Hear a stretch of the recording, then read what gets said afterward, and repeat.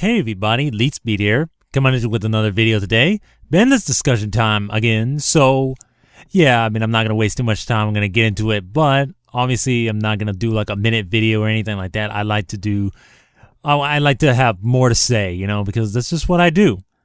Because sometimes I even left a comment on a Lithium 2300's video, and I feel like that's probably not enough to fit in it. Well, it actually is, but I feel like that would be kind of an understatement to my actual feelings on this list. Now, obviously, people have been complaining that this list came a bit later than normal. Heck, I even heard even a lot of people were calling Konami headquarters. I'm like, really? Why? I'm like, I don't know. Like, I get it that you want to know the list because like everybody wants to know the list. But I'm just thinking, you're just kind of making things worse. And yeah, anyways, I'm not going to go more into that because that's gone and stuff. So, yeah, let's just get right into it. So, for banned cards, nothing. So, yeah, no banned cards. Ha! All right, see ya. Okay, I'm joking, but yeah, there's nothing banned here, which, I guess it's not that surprising. What were they going to ban besides, like, Soul Charge? Am I right? Or am I right? But, anyways, let's go on to the Limited because the Limited definitely has a couple of cards that have sparked a lot of discussion. In fact, one of them is right here. Glow Up Bulb. Glow Up Bulb is now limited from Forbidden. Now, I'll say this about Glow Up Bulb, and this is just because this is how I feel about the card. I was kind of against it coming back just because of its inherently poor card design. Usually cards like this are usually not good. Well, and I don't mean they're terrible or should never be played. I'm talking just like they're too good, too flexible, etc. Sometimes those kind of cards are banned or limited, I guess. But the thing with Glow Bulb for me is that this is one of the most flexible tuner monsters in the game. Obviously you have Effect Veiler, which is level 1 tuner, which also doubles as a hand trap. Well, it's a hand trap that doubles as a tuner more or less. But with Glow Bulb, it's more or less just, it's a level 1 Earth Plant tuner. Obviously, if you ever played like Tengu plants and stuff like that, you know that the card was nuts in that deck. And granted, that's not really a thing anymore. It's still very flexible, very, very powerful. And heck, just the fact that it just you mill the top card of your deck to special summon from the grave for free without really much other stipulations on like Spore or Plague Spreader Zombie. Yeah, like the thing is with like Plague Spreader Zombie, you had to stack one card from your hand to the top of your deck to bring him out of the graveyard. And even when you did that, he banishes himself. So unless you were playing Burial from the Different Dimension or Imperial Iron Wall, you're not going to be reusing that same Plague Spreader so many darn times in a row. Then, of course, on Spore, which I remember at a time was banned along with Spore. Along with Glow Bulb.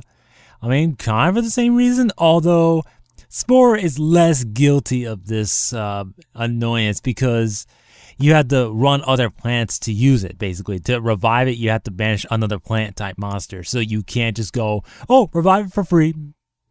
But with Glow Bulb, you can. You just go mill the top card of your deck, and there you go. Now, so yeah, you can kind of tell that I was kind of against it, but yeah, as you're going to see, this game, you're going to see that this game has been power created to the point where this card is, I guess, is not that good anymore. And verbatim, it's definitely something that, I know why it's there because obviously Legendary Collection 5Ds is a thing. And obviously to push that set, this card coming back makes a lot of sense. So we'll just have to see what this does. But I still stand by what I said about Glow Bulb having inherently poor card design. Next, Infernity Archfiend. Yeah, after Infernity Archfiend, after Infernity 1 Worlds, I guess people were expecting this deck to get hit, just like in typical Worlds fashion. Usually the deck that wins Worlds, as of, so far, has gotten hurt a lot by the ban list. I look at something like maybe Prophecy or Dragon Wars. They definitely got powered down, but Dragon Wars was still around, so it didn't do as much as you think. But the point is, they got hurt brutally. They did a lot to hurt the deck, and yeah, I guess they were kind of thinking the same thing with Inferno. In fact, that's a deck where, it doesn't matter what deck you're playing, you can get sacked just as easily by this deck. I mean, it almost doesn't matter what deck you're playing. I mean, they just derp all over your face and then you lose. Or they just open terrible and you win just because they opened horribly. That is just crazy. But yeah, that's basically how it is. So there's not much to say there. Now, the one that everyone and their grandmother, yes, I'm pretty sure someone's grandmother was freaking out about this too, is Raigeki. Now, Raigeki is a card that's been banned for years, as long as I can remember. And to be honest, when I think about cards that should come back and that I usually don't, Raigeki is not a card that I thought would return. Now, despite what you might think, no, I'm not particularly going to say it's going to break the game in two right now. Because, like I said, the power creep is real in this one. Now, what's even crazier is that it's not even the OCG that's doing this. It's the TCG. I mean, you know the OCG is kind of like the side of things that's kind of doing this crazy stuff. Like they brought back Cyberstein and Trishula, Dragon of the Ice Barrier, and so on. They brought cards like those back. So, I mean, it's kind of crazy that we don't have them back, but now we have stuff like Gold Bomb and Raigeki. Now, I'm going to say this about Raigeki, and you may or may not agree with me on this. I just speak this out of principle of the card inherently. Despite the power creep that Raigeki has, I consider Raigeki always one of the most powerful cards in the game. Like, for me, that will not change. The thing that does change is, I suppose, its relevancy. When decks like Shadow's, Burning Abyss, and so on float for days, even Raigeki isn't going to save you unless you're going for game, in which case, awesome, you go for game. There you go. I wiped your board and I can attack for game. Haha, OTK decks are definitely going to want to use this. But yeah, I guess the game's been power creep to the point where even Raigeki can come back.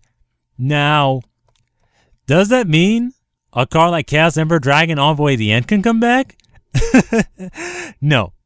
And I hope it doesn't come back for a whole format. I mean, I wouldn't mind if it came back for like a week or something like that, just for fun. I think Japan did something like this. They had like some fun event where you're allowed to run one card that was currently forbidden in your deck. So, I mean, unless we're doing something like that, I don't want this back for a whole format. Heck, some of these I just don't want back in general. But that's probably a separate video for it, probably. So, yeah. But yeah, Raigeki is really powerful. Is this relevant now? Probably not. I mean, it'll probably see play. Just because it's not unlike Dark Hole, it doesn't nuke your own monsters. Although sometimes you use Dark Hole in the same way. But the thing that just kind of struck me as weird with this is that couldn't they have just put Dark Hole to 2 instead? I mean, it's pretty much doing the same. I mean, you're kind of doing the same thing, except if you have monsters out, you may have to think about it twice, or you have to nuke your own board just to make use of it. But Raigeki's a 1. The game is power creeped. Some people are definitely freaking out about this, and for me, it's more that it even happened, because who the heck saw this coming? Even if certain people thought the game was power creep to the point where this could come back, I don't think they could have predicted it coming back this list, especially just because of what else is going on. So, I don't know. Well, I just have to see what Raigeki does, but I still go by what I said. Raigeki is one of the most powerful cards in the game. And I still stand by that, even if its relevancy is down, because its power is still there. Destroying all monsters your opponent controls is still an incredible effect. It's obviously not as effective right now, but I'm just saying it's just really powerful. Its power doesn't die, but its relevancy does. That's just my opinion. I mean, you may disagree, and that's fine, because hell, I mean, I hate to live in a world where everyone agreed with everything I said, because if we didn't have disagreements, we wouldn't have these debates in the first place. But at the same time, I just don't want people going nuts about this, because it's just kind of like, oh my god. Anyways, moving on. Soul Charge. I mean, who didn't see that one coming? I mean, I know some people were like, it should be a 3 or banned, but I mean, I couldn't care less if it got banned, to be honest, because even the decks that I played in, I'm just like, yeah, I want a lot more games just because of Soul Charge. For no reason, really. Not because I'm like, I played very well and stuff like that. I just like Soul Charged everything and make fields that you can't break. Not unless you're playing certain decks, probably. But yeah, Soul Charge is a 1. It may... Heck, I wonder if it's going to see more plays in decks that didn't even run Soul Charge initially, just as a 1 of tech. Super Polymerization. Yeah, Shadow's kind of annoyed people with this card. I mean, obviously, it's very good in Heroes, you know, back when Heroes were, like, relevant and stuff like that. But it's always a card that, like, I kind of want to say that inherently, this is pretty poor card design, too. Because when you activate it, you discard a card, merge monsters on either side of the field. So you can use your field and theirs. And your opponent can't respond to this card. They can only respond with like a bottomless. And if they're summoning something that's like immune to it or something like that, then it's like, well, shit. I couldn't even respond to this card in the first place. So sometimes things are just going to get out of control. And if the El Shaddals get the rest of their fusions, like the Wind El Shaddal and the Water El Shaddal, Super Polymerization will become the tits. I guess the tits or whatever else. The ass, maybe? It becomes that thing in Shaddal. And I guess it's a good thing that it's hit now than later before it's too late. For semi-limits, Blackwing Gale the Whirlwind. The OCG recently put this card to 2, and I guess we followed suit. Will Blackwings, like, dominate the format? Probably not. Not unless, like, more support comes out that really helps them. But yeah, Gale Whirlwind to 2. I mean, I know that it's been limited for, like, a long time just because by itself, it's a pretty damn good monster. But, I mean, it just doesn't see that much play anymore outside of, like, Blackwings. So, I mean, I guess, why not do Blackwing Gale the Whirlwind? Plus, it's going to help push the Legendary Collection 5Ds because, you know, Blackwings were in 5Ds. Hint, hint. Gorz the Emissary of Darkness. This is a card that's been a 1 for the TC for a long time, and for a good reason for a time. It's because it was one of those cards that you had to play around. Especially when you're playing against certain decks, you couldn't just go in with everybody because they could drop a Gorz and you'd be like, oh shit, what do I do? But yeah, now it's just kind of like, well, we don't play it anymore. Like, where's he been all this time? Like, Gorz being at 2 is fine, I guess. We'll just have to see how much play he actually sees, him and his token. Ceasefire. Now, I'm not sure how I feel about Ceasefire, to be honest. Now, to me, this is a card that, when used correctly, can practically end duels. Because it inflicts 500 damage, or it flips every face-up monster face-up, and then inflicts 500 points of damage to your opponent for each effect monster that's on the field. At max, that's like 5,000 damage. If there's a full field of 5 effect monsters on each side, the max is going to be 5,000. If you somehow resolve 2 at that time, you win the game. So the possibility is there. Now, it's probably not going to happen that often. However, it's definitely very lethal if played correctly, especially in a deck like Chainburn. Chainburn definitely will love this card back at 2. And I guess against something like Soul Charge, it's obviously good because you can probably take them out before they do anything to you because Ceasefire just inflicts massive damage and they'll probably be paying a lot of life points. So, I don't know. The Transmigration Prophecy. Now, I know this card has like that silly loop where you can recycle another Transmigration Prophecy with the one you activate and you never run out of cards because you never deck out. But, I mean, people probably aren't going to do that anymore. But, I mean, if it does happen, I mean, that would be kind of funny. But at the same time, I guess it was just very flexible in general. Just being able to recycle stuff or mess with your opponent's graveyard by removing stuff from their graveyard that they may want to bring back. Yeah, so it's just really flexible. And I mean, I guess if you wanted to, you can loop the 2 Transmigration Prophecies and never deck out. Oh, and sorry, Gladiator Beast players. Your Bestiary is at 1 still. And to be honest, I know some people are like, why is that not 2? And honestly, I kind of have to agree. I mean, I was initially like, well, I don't know. But to me, I know See, I think Konami TCG just kind of has this thing against like Geysera spam.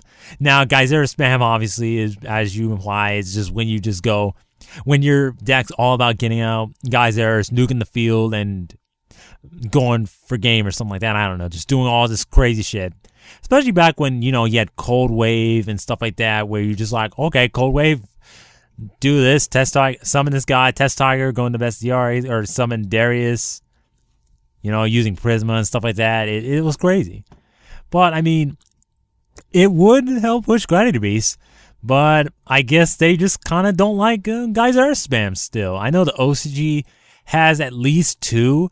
I think they have 3 now, but, you know, the TCG is not the OCG. I mean, we don't always do what they do, especially when we split up from them last year, so that's kind of a thing. So, yeah, sorry, Gladiator Beast players. You're not getting a second best DRI this time around, I guess. Now, for things that are unlimited, that means you can have 3 in your deck. Coach Soldier Wolfbark. Now, I know a particular YouTuber has been talking about how this card should be at like 2 or 3 just because of Stellar Knight Altair being better, I guess. And obviously the card's been power creeped by the Shadows and Burning Abyss and stuff like that. And I guess it would make sense. I just didn't think it would go to 3 right away. I thought it was going to maybe, if it went up, I thought it would go to 2, then 3 if it doesn't see that much play. But, I mean, yeah, I guess Fire Fists are definitely going to be very happy to see this card. And heck, even Fire Kings. I know Fire Kings ran this card, so it's nice to see a card come back for that deck as well. Magician of Faith, no stock there because no one's really using her. Even with Raigeki back, I wonder how many people are actually going to go Magician of Faith, get back Raigeki. I wonder how many people are actually going to do that. It's possible, but I don't know. Is it practical? I don't know. We'll have to see. Formula Synchron, it's fine because the days where it was like super duper amazing, broken stuff, those days are over. Now, and plus, you know, Legendary Collection 5Ds. Again, we're going back to that because that's the idea. It's going to help push the set along with Gold Ball because Quasar is being reprinted in that set. So, yeah, it just allows you to just kind of, like, now you can summon your very own Shooting Quasar Dragon. But yeah, that's just Formula Synchron in the nutshell. It's just a very good tuner, single tuner. Finally, reinforcement of the army. Now, I'm half surprised and half not. I say I'm half surprised just because I didn't think they would actually do it. Mainly because, I mean, Tower Knights getting that Deneb turn 1 is pretty consistent as it is. And I was thinking, geez, I wonder 3 reinforcement of the army would be overkill. On the other hand, they want to push Teller Knights because there's more support coming out for them. But the thing, and this is something that people may not be wary of at this time, Noble Knights. Now, I know people like to laugh at Noble Knights because they haven't done shit in a long while now. Even if they do get regional tops now and then, and clearly haven't done anything yet. But I mean, there were rumors about what the card Merlin does and stuff like that. And if the effects on it are true, we might have a tier 1 deck. And Rhoda's just going to help its consistency up even more. So I'm definitely going to be keeping my eye on the Noble Knights. Just saying, and I suggest you do the same thing. Even if you don't think they're going to do anything, I keep my eye on Merlin, like what he does.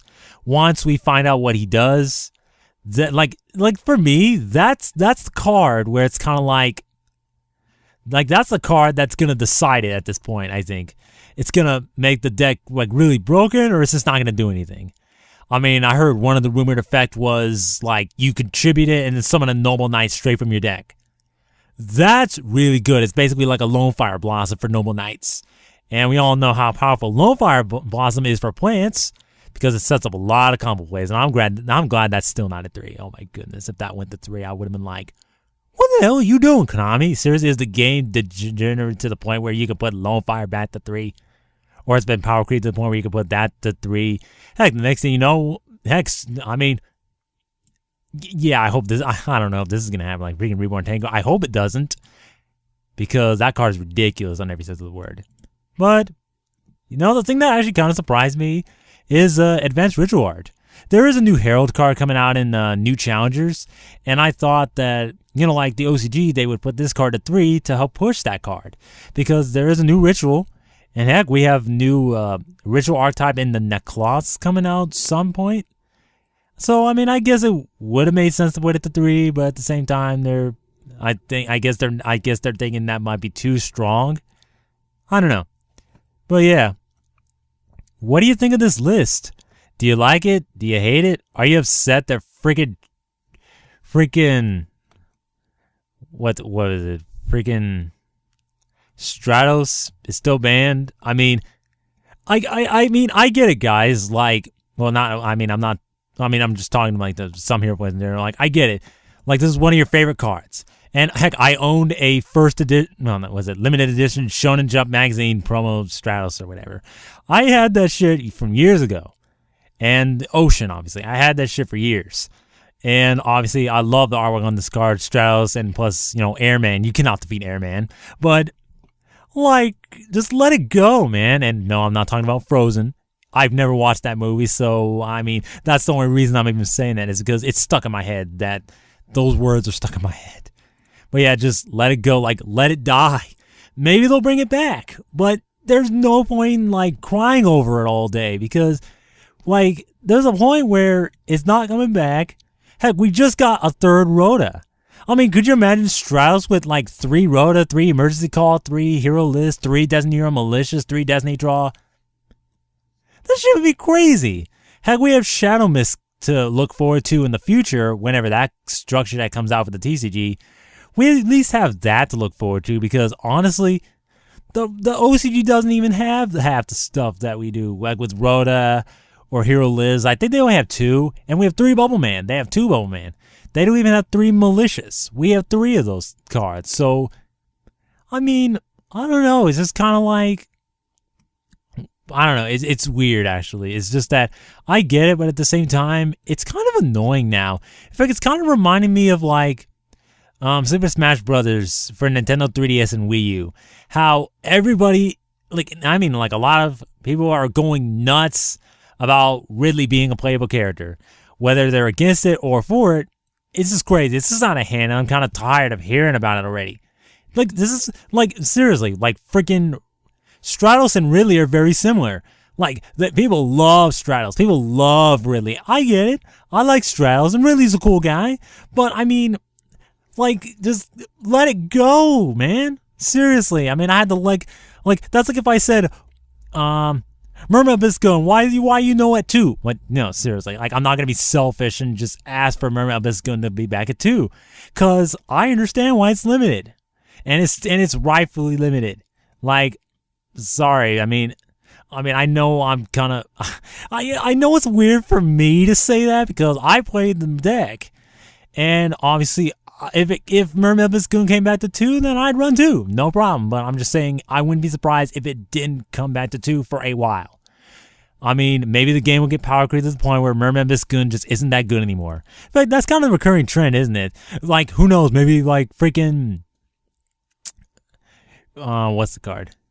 Maybe freaking Shockmaster will come back. I don't know. Actually, I hope it doesn't come back, but you get the idea. Or Wind Up Carriers and Matey. Like, for the record, with Wind Up Carriers and Matey, I do not want this card coming back unless they ban Wind Up Hunter. Unless they ban Wind Up Hunter, I don't want this card ever coming back. I don't want that freaking loop coming back. I don't want it. I don't want it. Sorry. It's just that I actually used to play wind-ups. And one of the things that really saddened me was that wind-ups turned into this really degenerate hand loop dot deck. And then it turned into a shock lock dot deck. And it sucked. And actually, that's why I haven't played it in a long time. I have like one video up on my channel. But that was during the point where I was just close to just stop. You know, I was just so close to just not playing the deck anymore. So, yeah. That's the thing. So let me know what you guys think, and I'll see you guys next time. So yeah, peace out, guys.